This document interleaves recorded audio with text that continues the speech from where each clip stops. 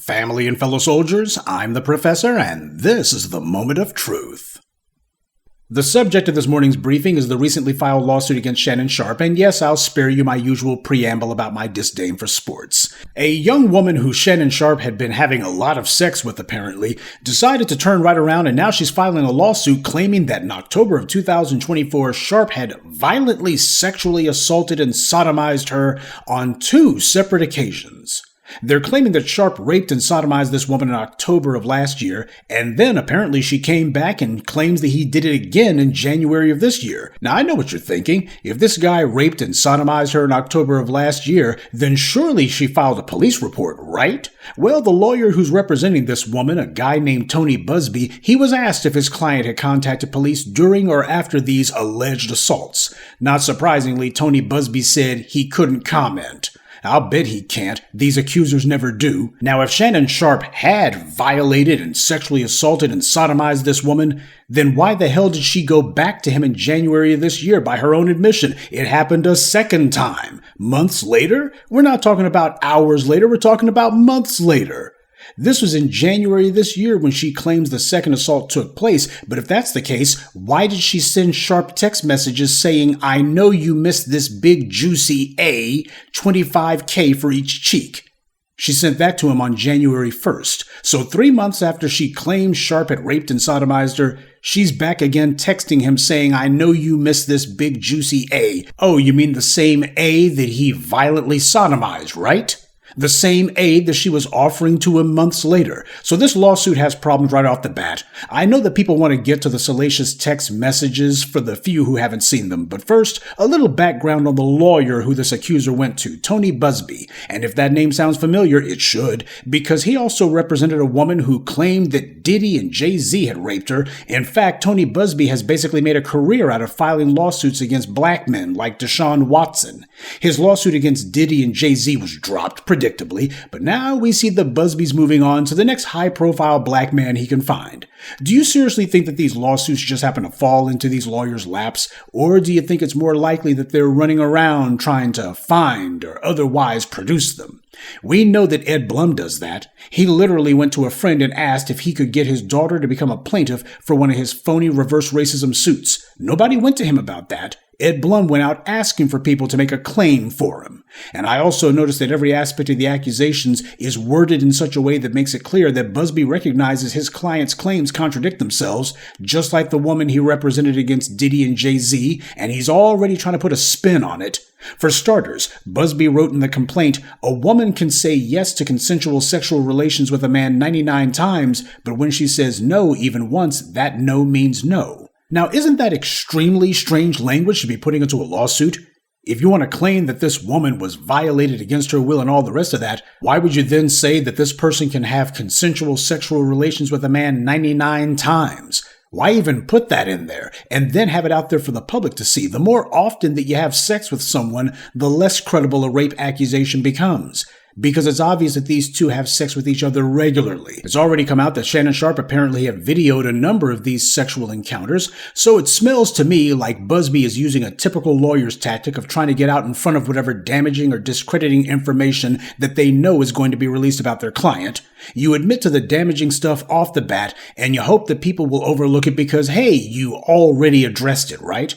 But this complaint seems to be confessing that this woman has had sex with Shannon Sharpe a lot. So much so that the phrase 99 times was used in a lawsuit submitted in a court of law. Busby seems to already know that Sharpe is going to present a paper trail of text messages and consensual sex videos a mile long. So he's attempting to lower the bar and say, well, the 99 times that you see these two having sex, that was consensual, but all that matters is the one time that she claims it wasn't. So we have to focus on that. And never mind the fact that months after this alleged assault, this woman was sending Shannon Sharpe sexually salacious messages and already scheduling their next get-together. Just overlook that, please. Busby claims that Sharpe videoed an encounter with this woman without her consent. Now, if Sharpe was violently assaulting this woman and raping her and sodomizing her all the time, wouldn't Buzbee want that evidence to be brought forward? Instead, he's saying it was done without her consent. Keep in mind, Buzbee is himself supposed to be putting out an edited video of Sharpe and this woman together, and he doesn't seem concerned about anyone consenting to that. See, this is how lawyers talk when they want certain evidence damaging to their case to be suppressed. If this was what Buzbee claims it to be, then he would want every one of those homemade sex videos to be introduced as evidence, because there's no stronger proof that a crime occurred than someone showing themselves committing their own crimes. Especially since Buzbee says that Sharpe was doing all this foul stuff to her, shouldn't he be sending Sharpe threatening letters telling him that all of those videos are now evidence in a civil suit and that Sharpe better not get rid of or delete any of them? Because that's what normally happens when there's a civil suit. It's called discovery. The plaintiff sends a motion to the defendant telling them, we want all of your records regarding whatever incident, and you better not get rid of any of them. In a civil suit, the burden of proof happens to be a preponderance of the evidence. That means whoever has more proof. And in this case, Buzbee wants to have any of the videos that Shannon Sharpe has got thrown out or otherwise rendered inadmissible. That way, he thinks he'll have the only evidence. He's very concerned about this lawsuit falling apart. He should be, since that's exactly what happened to his recent nuisance suits against Jay-z and Diddy.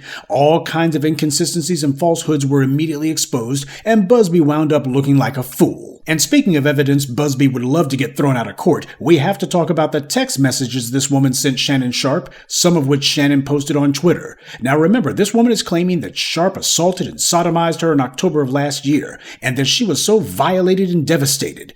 But if that's the case, why did she continue to send Shannon Sharpe all kinds of kinky and sexually explicit perverted text messages and pursue him for sex afterwards? As late as January of this year, months after the alleged October assault, this woman was still sending Shannon Sharpe messages saying, I know you missed this big juicy A, $25K for each cheek. Well, apparently now she wants $25 million for each cheek. This is months after whatever alleged assault she claims happened, and here she is trying to sexually entice him. Again, who gets, as the lawsuit says, violently assaulted and sodomized by someone, and then for months afterwards keeps on pestering that exact same assailant with sex text messages saying, I know you missed this big juicy whatever. What rape victim texts their rapist offering them more sex?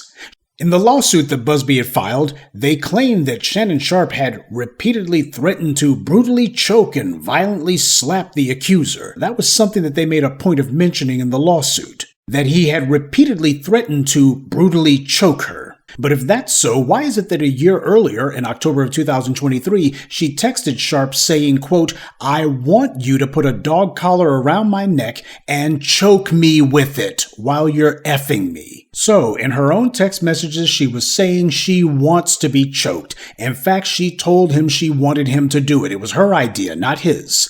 This was a year before she claimed Sharpe was choking her and all the rest of it. But we saved the worst for last, and one has to wonder if maybe this is the real reason this is all going on. In her text messages, she repeatedly sent him messages saying that she wanted him to get her pregnant. In fact, she talked about pregnancy to an obscene degree. Quote, only if you put that baby gravy in me. That's my daddy if I want you to put a big black baby in me. You better crave it because you're going to be stuck with it for life after you put a big black baby in me. So she was campaigning hard to become Shannon's baby mama, and she was also trying to pressure him into marrying her too. She sent him text messages saying she wanted to put her tongue in his rump and then marry him. That was in January of 2024, 9 months before the alleged assault in October. So this is what this one was saying. She was already sitting here talking about getting married. But I guess the wedding's off now. She wants to go straight to the part where she hits him up for alimony. And we see this with NBA and NFL players and rappers all the time. These guys may be big, tough, and fast, or in the case of rappers, fast talkers. But they're not very bright. Women know that these guys have a psychological defect, an insecurity where they need to have a woman validate them. And that validation takes the form of sexual access, and that makes these guys prey for these free-range thoughts who all know that the fastest way to bring a black man down is to show that he can't keep his pants up. Obviously, I don't need to tell you that terminology like big black anything is never a compliment. That's KKK talk. That's blatant white supremacist sentiment. But this is the kind of relationship that Shannon Sharpe was having with this woman. We'll talk about the whole race play thing in a minute. But predictably, the white media isn't talking about these text messages. Most of them aren't even mentioning the text messages at all. And the few outlets that do mention them, they don't go into detail. They merely allude to them as graphic text messages, and that's it. So the white media, as usual, is doing their part to prop up these kind of accusations. They're already thinking that this is yet another claim of rape against a black man that's already falling apart. But in the meanwhile, they want to try to prop it up anyway, but simply refusing to report on any evidence to the contrary, no matter how overwhelming. The white media is not in the business of entertainment. They're in the business of mind control, and they do it through the use of lying narratives. Now, the earlier statement in the complaint about 99 consensual encounters means nothing. It's only the one refusal that matters. That's relevant because the lawsuit is alleging assaults on two separate occasions. We have to keep going back to that because the entire case that Buzbee's putting forward is claiming that this woman had no power in this situation. She couldn't say no. She couldn't say no in October. And then months later when she went back, she couldn't say no then. Seems to me the only thing she can't say no to is sex. At this point, Shannon Sharpe and a number of these black male celebrities, they need to start asking whether or not this Buzbee character needs to be sanctioned as a vexatious litigant. What that means is somebody who basically files lawsuits for the hell of having done it. Look, the reality is, if you're a black person in America, specifically if you're a black man, one who's got money, fame, or both, you're also a target. It's been that way since the days of Jack Johnson, and notice how he got hemmed up, because he was running around with some Lucy or Betty's or whatever they called the Beckys back in the day. Now in Shannon Sharpe's case, reports are that he apparently videoed at least a few of his sexual encounters with this woman, and there's actually long precedent for this among black athletes. I remember back in the 1990s when Cowboys player Michael Irvin was falsely accused of rape. The woman who made the accusation was Middle Eastern, I believe. She didn't know that Irvin had videoed it, but he had, and that's the only reason that Michael Irvin is not in prison today, because that's what they were trying to do. But as soon as they found out about the video, all of a sudden, we better go ahead and hurry up and withdraw this little complaint. It's not going to be a criminal investigation now. That's what happened then. And this is back in the 1990s. Now, as for Shannon Sharpe, he's no stranger to being sued. Brett Favre tried it, and Shannon won that fight overwhelmingly. Favre was forced to tap out. And Favre's big mouth attorney, who also represented Donald Trump, by the way, was talking basically about how they were going to be cleaning Shannon Sharpe out. But the only thing that got cleaned was Brett Favre's clock. However, the white media, they're making it very clear they want to see this lawsuit get propped up. They want to try to give it as much gas as possible. After all, it's been a while since they've had a black man who they could crucify in the media, so as they see it, they're overdue. Buzbee's been trying to low-key repeat the same pathetic, "he's a powerful black man" line that was used against Cosby and R. Kelly and Diddy and all other black men in America, calling Sharpe, quote, "a man who is accustomed to getting what he wants." So we see the recycling of that old trope. This is the same Shannon Sharpe who was unceremoniously forced out of Fox Sports 1 after being repeatedly insulted and humiliated on air by Skip Bayless and spending weeks afterwards publicly pleading for another on-air TV gig. This is not a man used to getting what he wants, quite the opposite. That asinine talking point is the usual wink and a nod that's given whenever it's time to go ahead and lynch some black person in the media before you do it in court. This pattern is so predictable it's just pathetic. At this point, you can count the minutes before Lifetime decides to do a series surviving Shannon Sharpe. And I'm also expecting Kamal Dumbbell to make another mockumentary. We need to talk about Shannon Sharpe this time. Now, there's something else, though, that has to be mentioned. Shannon Sharpe's lawyers say that what happened was this accuser asking Shannon to take part in sexual role-playing. Well, it turns out it wasn't role-playing, but rather race play. As the black media, we have long told you about this whole race play crap. A lot of people dismissed what we said because in their minds they had rationalized it away. Whenever these anti-black racists are engaged in race play, they're not playing. And that's the reason why so much of this race play stuff has to do with recreating slave plantations. And while it does get mentioned how black women were violated by these white male slave owners, it also needs to be known that Miss Polly would also make a point of sneaking out to the slave quarters too. As Henry Kissinger said, power is the ultimate aphrodisiac, and that applies to both the men and the women from the dominant society. Too many Negroes are dumb enough, though, to think that it's all a game, but as Dr. John Henrik Clarke spent decades explaining, the dominant society has always carried out their bigotry in the bedroom, too. Black folks refuse to understand bedroom politics. There's no arena, space, or location in the society that these people won't try to weaponize against us. When you have Negroes like that stupid fool who made that so-called play called race play, that's not funny, it's not cute. It's dangerous because it encourages mushy-headed, simple-minded Negroes who are chasing interracial sexual access to race-play games with people who are not playing with them. It legitimizes these anti-black racist hostility towards us. So many of these anti-black traditions and practices in this society originally started off as an alleged joke, or somebody claiming that it's otherwise non-violent and harmless subculture, like Jim Crow, for example. Race play is all about black people being subservient to white people. That's the basis for it. Now, some of these $40 million slaves may think that what happens in the bedroom is Miss Polly is subservient to them. But that's not how it works. The power dynamic is in her favor, not his. These Negroes who have spent years and years laying up with people may have blinded themselves to that reality, but the dominant society never does. For those clowns out there who wanted to know why the black media came out so hard against this race play garbage, well, you'll never understand, so I won't waste time trying to explain. These people can lay up with you, do the nastiest things imaginable, and have you thinking that surely they wouldn't be doing all this if they were planning to destroy you. And then 5 minutes later, they get right up out of bed and destroy you. They know that a lot of black people, especially athletes who make their money off their muscles and not their minds, can be easily wrapped up. They've had females throwing themselves at them since they were in middle school, so it's habit for those guys. Just do some nasty stuff in the bedroom, and his mind will be blown. He certainly will not be thinking you can short-circuit his brain in the bedroom, because he didn't have much brains to begin with.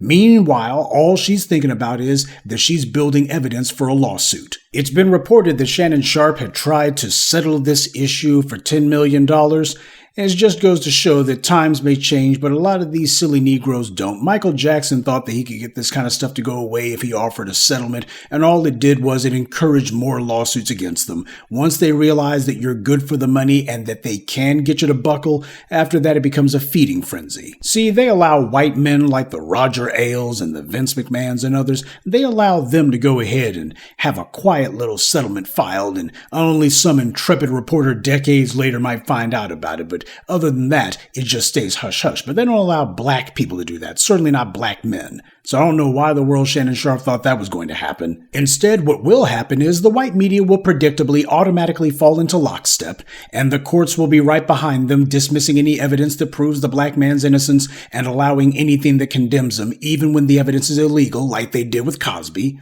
And in the end, even if they fail to destroy their intended target, they won't be punished or face any consequences for it. None of these women who get caught falsely accusing black men ever goes to prison. None of their lawyers ever gets disbarred. Nobody ever gets hemmed up with some vexatious litigant restriction. No one in the white media makes their name synonymous with liar either. They only do that with black people, like, say, Jussie Smollett. Instead, these lawyers and their accusers will be allowed to go on their way hunting for the next black man they want to take down, while the white media will give them tons of free publicity in the form of TV interviews and praise for the dirt they're doing. Like now disgraced attorney Michael Avenatti, former attorney. He represented some of the plaintiffs against R. Kelly, and he was only confronted and taken down when he made the mistake of going after white men who actually do have power, like Donald Trump.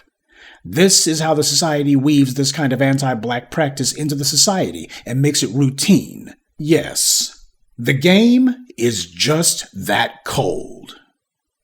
Good day, and be one. I'd like to take a moment to mention some of our contributors. Stay Positive, Carl Martin, Cosetta Osler, Craig Simmons, and Atu Hammond. Salute to them and thank you to everyone for listening, liking, and sharing this message. Black empowerment only exists because of you.